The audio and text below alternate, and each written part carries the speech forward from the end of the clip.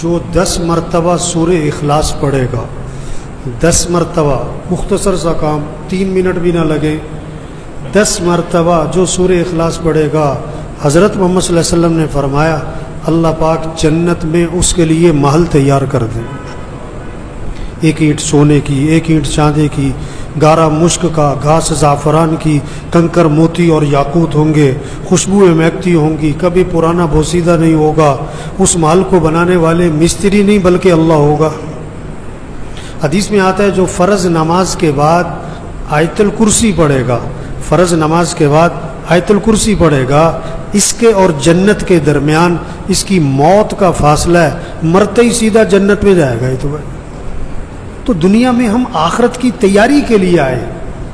ہاں، نماز پڑھ رہا ہے، فجر پڑھی، ظہر پڑھی، اللہ فجر سے لے کر ظہر تک کے گناہ معاف کر دے گا، عصر پڑھی، عصر تک کے معاف، مغرب پڑھی، مغرب تک کے معاف، عشاء پڑھی، عشاء تک کے معاف۔ حدیث میں آتا ہے عشاء کی نماز جماعت سے پڑھی، فجر کی نماز جماعت سے پڑھی، ساری رات عبادت کا ثواب ملے گا۔ رمضان سے ہی گزارا، اگلا رمضان سے ہی گزارا، حدیث میں آتا ہے پورے سال کے اللہ گناہ معاف کر دے گا۔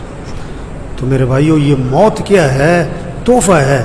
اگر تیاری کی ہوئی ہے، نمازیں پوری ہوں، روزے پورے ہوں، زکوٰۃ دی ہوئی ہو، حج کیا ہوا ہو، اعمال پورے ہوں، اخلاق اچھے ہوں، کسی کو دکھ نہ دے، گالی نہ دے، اپنے اعمال اچھے بنائے، اس حال میں مرے کہ اللہ راضی ہو، اللہ کا رسول راضی ہو، جانا تو ہے۔